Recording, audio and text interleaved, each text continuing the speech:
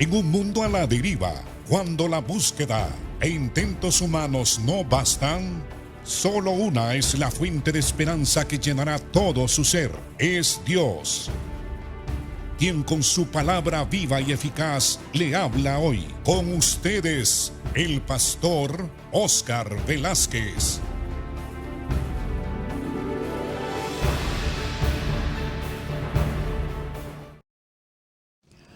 Dios les bendiga, amados hermanos.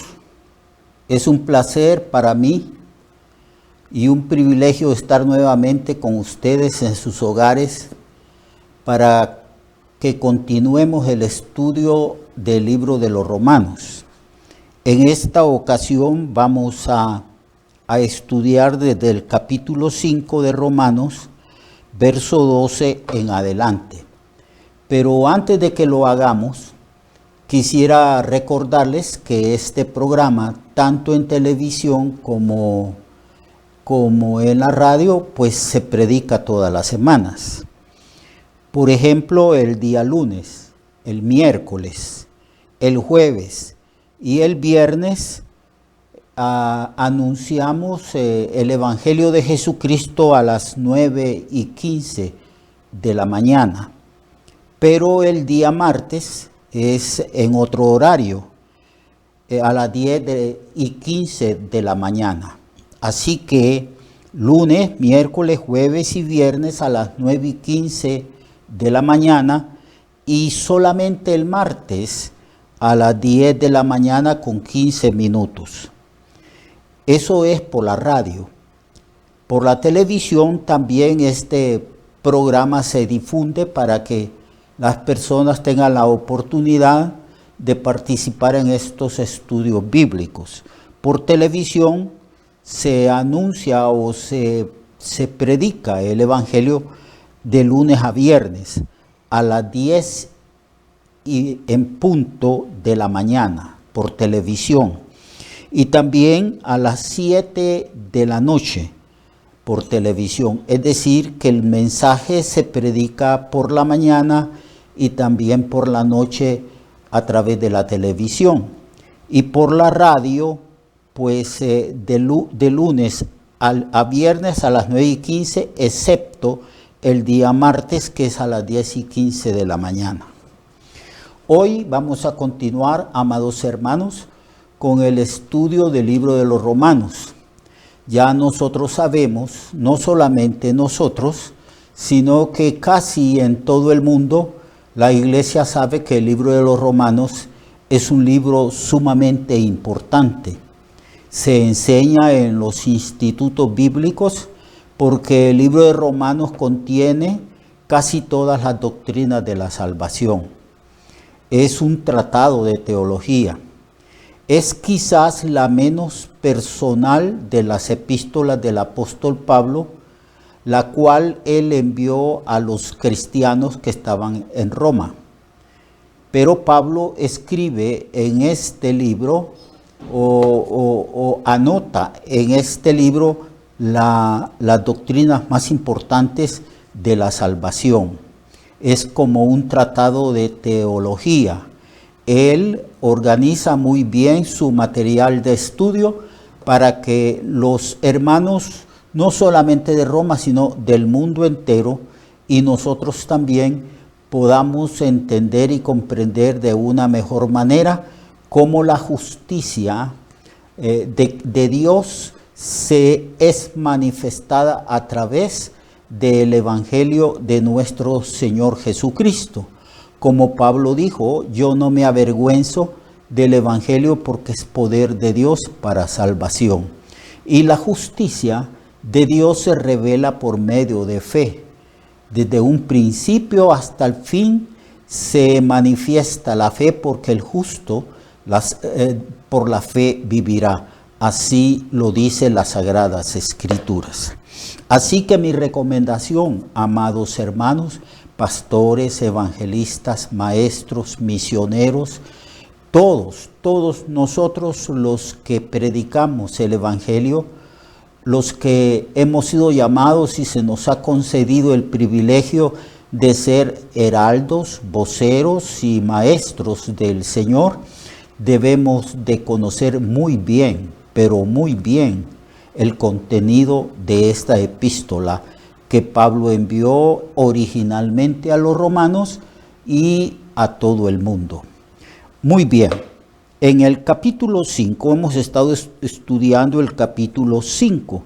Hemos estado hablando de la gracia y cómo Dios justifica al impío. Lo justifica en base de la gracia. Y esa salvación que Dios nos concede gratuitamente, la recibimos por medio de la fe. Aunque nosotros también sabemos que la fe no es del hombre, porque nosotros andábamos sin Dios, sin fe y sin esperanza. Entonces, ¿cómo es que llegamos a creer en Cristo? ¿Cómo es que recibimos el don de la salvación? ¿Cómo es que el Señor nos pudo justificar si todo lo que recibimos de parte de Dios lo recibimos por medio de la fe? Así que la fe es el instrumento para recibir todo tipo de bendición de Dios. La fe, dijo alguien, son las manos extendidas hacia el Señor, hacia Dios. Y Dios nos concede sus dones, sus gracias y sus misericordias a nosotros, que hemos sido escogidos desde antes de la fundación del mundo, que hemos sido predestinados y llamados para recibir la herencia de la salvación que Dios tenía preparada para todos aquellos que Él escogió de antemano, desde antes de la fundación del mundo. Así que todo se recibe, amado hermano, por la fe. A veces nosotros sentimos que la fe es nuestra cuando oímos el mensaje del Evangelio y recibimos a Cristo. Entonces tuvimos la impresión de que nosotros usamos nuestra propia fe para recibir a Cristo como Señor, como Salvador, para recibir la salvación y el don de la vida eterna.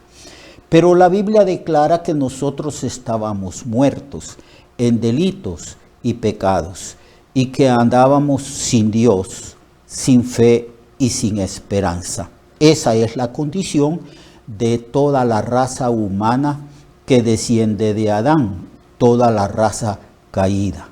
Y nosotros así andábamos, sin Dios, sin fe y sin ninguna esperanza. ¿Cómo es pues que logramos tener fe? Esa es la acción regeneradora del Espíritu Santo. El Espíritu Santo fue enviado por el Padre y por el Hijo, y Cristo declara en el libro de San Juan que una de las funciones o ministerios del Espíritu Santo es persuadir, convencer al mundo entero de que somos incrédulos, que no creemos en Cristo y que somos pecadores.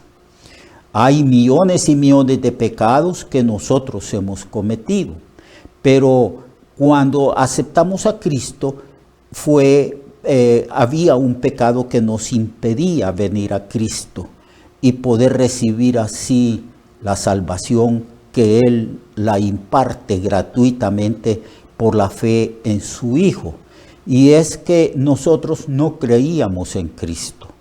Así que la función principal en el llamamiento para la salvación que el Espíritu Santo ejerce es convencer, iluminar la mente e iluminar el corazón y el entendimiento del ser humano para convencernos de que Cristo es el Mesías, el Salvador del mundo enviado a este mundo bajo condenación. La Biblia dice así: y esta es la vida eterna, que te conozcan a ti, el único Dios verdadero, y que conozcan a Jesucristo, a quien tú has enviado. Pero ¿cómo conocer a Dios y cómo conocer a Cristo? Esa es la función del Espíritu Santo obrando en el corazón y en la mente de la persona no regenerada, de la persona que no es cristiana. No sabemos cuánto tiempo se llevó el Espíritu Santo en cada uno de nosotros, hermanos, hasta que nos iluminó por completo y nosotros ejercimos fe. Pero la fe es un don de Dios. Es un don dado por el Espíritu Santo que nos ha previamente convencido que Jesucristo es el Salvador del mundo. Por eso la Biblia dice que somos salvos por gracia, por medio de la fe, y que la fe no es de nosotros, sino que es un don de Dios. Eso lo declara el libro de Efesios. Pablo escribe hablando de cómo Dios nos dio la facultad de creer. Así que todo, amado hermano y hermana, es de pura gracia, por pura misericordia. En nosotros, amados hermanos, no hay en realidad ningún mérito. Todo lo hemos recibido de parte del Señor. Por eso, tanto en el Antiguo como en el Nuevo Testamento se enfatiza de que la salvación es de Dios, pertenece a Dios, y que Dios ha tomado la iniciativa. De tal manera amó Dios al mundo que envió a su Hijo. Yo he venido, dijo Jesús, a buscar y a salvar lo que se había perdido. Cuando Cristo vino al mundo, vino a un mundo ya perdido y ya condenado. A un mundo bajo juicio, bajo maldición, bajo condenación. Pero Él vino a buscar y a salvar a aquellos que antes conoció, que predestinó y que en un tiempo de la historia nos llamó y que nos concedió el don de creer en Cristo. Y nos arrepentimos y creímos en Cristo. Pero el arrepentimiento dice en la Biblia y también en el libro de los Hechos más específicamente, que el arrepentimiento también es un don de Dios. Que Dios dice en el libro de los Hechos, a los gentiles se les concedió la capacidad de arrepentirse y la capacidad de creer en Cristo. ¿No es esto ciertamente maravilloso? Que estando muertos, que estando sin ninguna clase de fe en Dios, que vivíamos sin Dios, sin fe y sin esperanza, ahora tengamos un Dios que es nuestro Padre, un Salvador que es nuestro Señor y Salvador Jesucristo. Ahora tenemos fe, porque el justo por la fe vivirá, y tenemos esperanza, sabiendo que el fin de las cosas no está en la muerte física, sino que vamos a resucitar cuando Cristo venga y vamos a heredar todo aquello que el Señor prometió y que todavía está en el futuro. Muy bien, entonces continuando con el estudio de Romanos capítulo 5, verso 12 y 21, aquí se habla de dos cabezas federales. Se habla de Adán y se habla de Cristo. No solamente se habla de dos cabezas que nos representan, dos cabezas federales.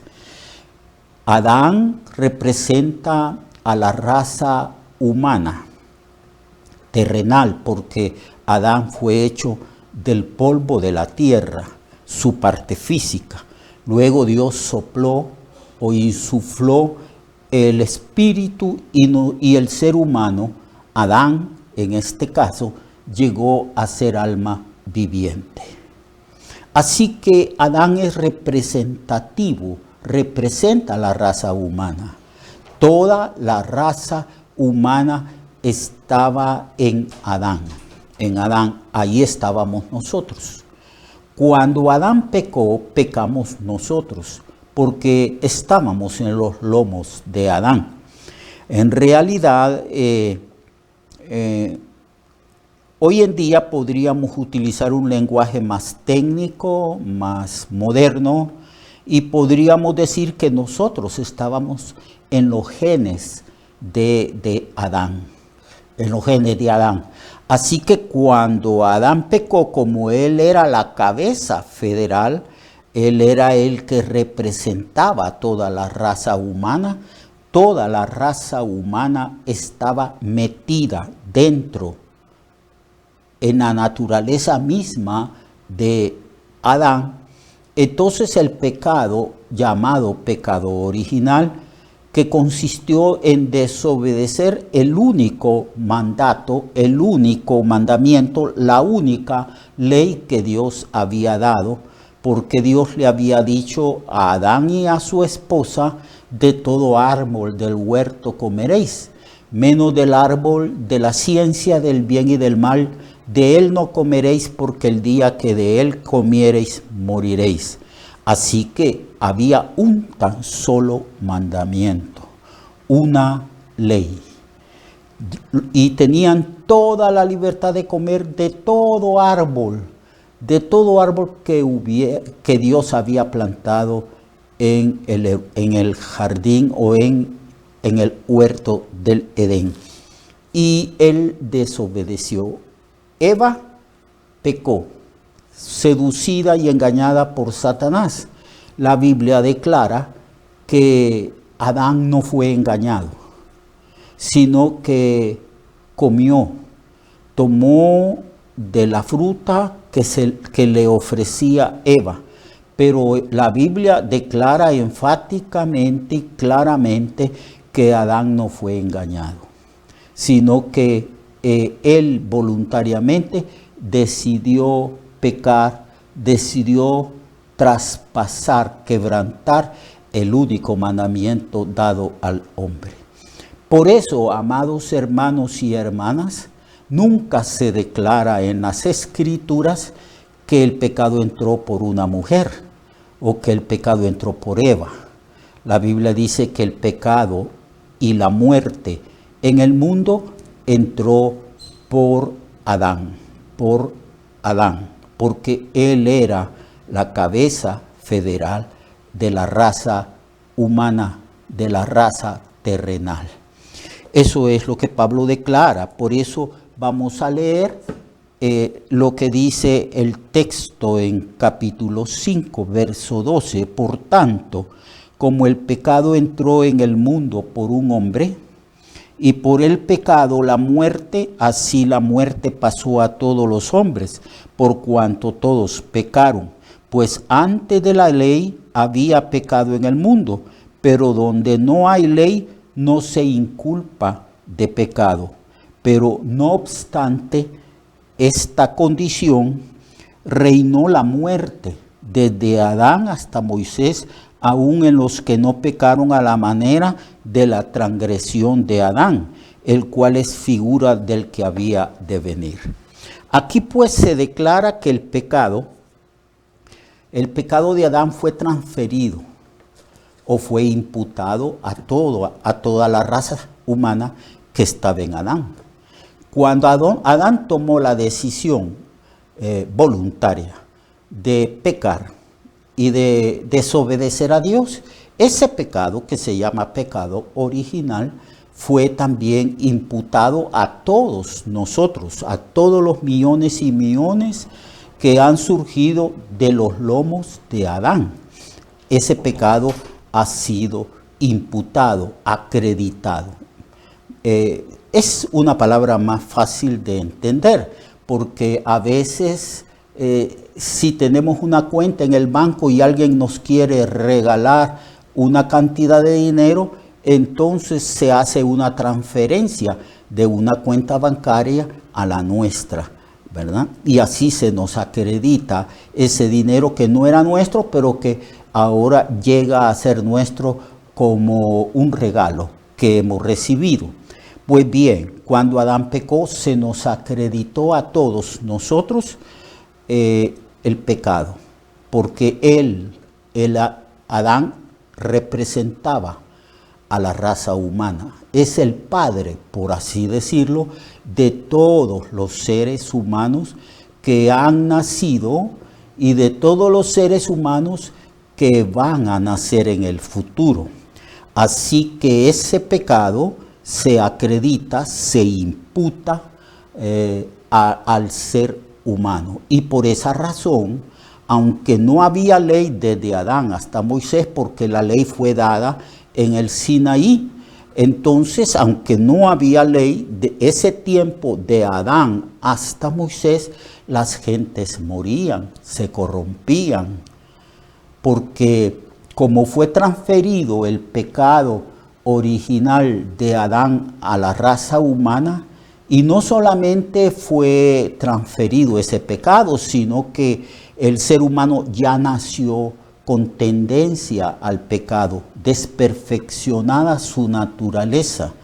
Su naturaleza, ya el ser humano nace con una naturaleza caída.